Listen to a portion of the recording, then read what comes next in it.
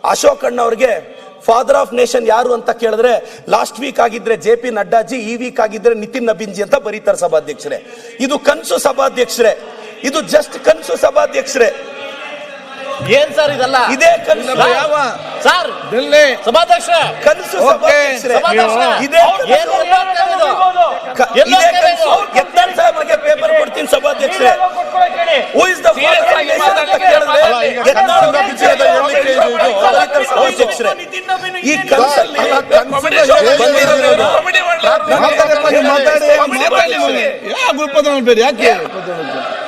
ಇದು ಜಸ್ಟ್ ಕನಸಷ್ಟೇ ಸಭಾಧ್ಯಕ್ಷರೇ. ಇವತ್ತು ಬಹಳಷ್ಟು ವಿಚಾರಗಳನ್ನ ನಾನು ಇವತ್ತು ಆಶಾ ಕಿರಣ ಸ್ಕೀಮ್ ಅಂತ ನನ್ನ ಸರ್ಕಾರ ತಂದಿದೆ ಸಭಾಧ್ಯಕ್ಷರೇ. ಎಸ್ಟಾಬ್ಲಿಷ್ ಮಾಡಿದೆ ಸಭಾಧ್ಯಕ್ಷರೇ. ಅಷ್ಟೇ ಅಲ್ಲ ಸಭಾಧ್ಯಕ್ಷರೇ, 31 ಡಿಸ್ಟ್ರಿಕ್ಟ್ ಹಾಸ್ಪಿಟಲ್ಸ್ ಅಲ್ಲೂ ನಾವು ಹೆಲ್ತ್ ಇದ್ ಮಾಡ್ತಾ ಇದೀವಿ ಸಭಾಧ್ಯಕ್ಷರೇ.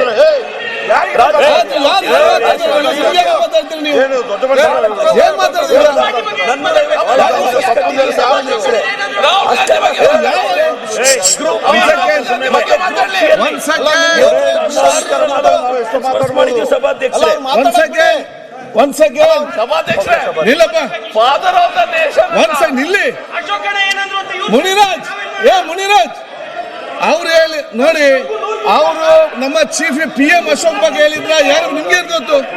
ಒಬ್ರು ಹೇಳ್ದ ಆಯ್ತಪ್ಪ, ಏನ್ ಮಾತಾಡ್ತೀರಿ?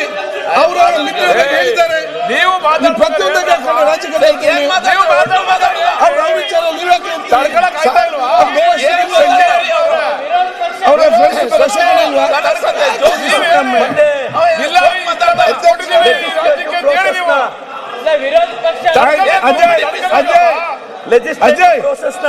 ಪಬ್ಲಿಕ್ ವೆಲ್ಫೇರ್ ನ ಎನ್ಶೋರ್ ಮಾಡಬೇಕು ಅಂತ 119 ನ್ಯೂ ಲಾಸ್ ನ ನಾವ್ ಎನೆಕ್ಟ್ ಮಾಡಿದೀವಿ ಸಭಾಧ್ಯಕ್ಷರೇ.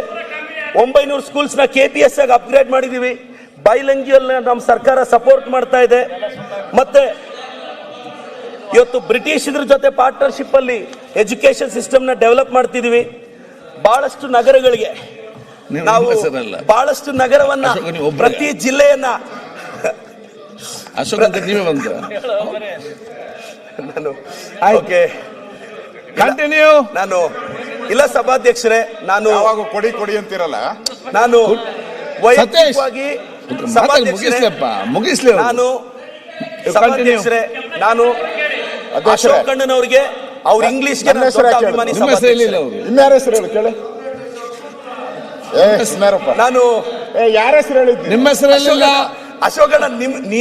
ನೀವು ನನಗೆ ಬಹಳ ದೊಡ್ಡ ಇನ್ಸ್ಪಿರೇಷನ್. ನಿಮ್ಮ ಹೆಸರಲ್ಲ, ನನಗೆ ಇನ್ಸ್ಪಿರೇಷನ್ ನನ್ನ ಹೆಸರು ಅವ್ರು ಹೇಳಿದ್ದಾರೆ. ಅಧ್ಯಕ್ಷರೇ ನನಗೆ ಅಶೋಕ್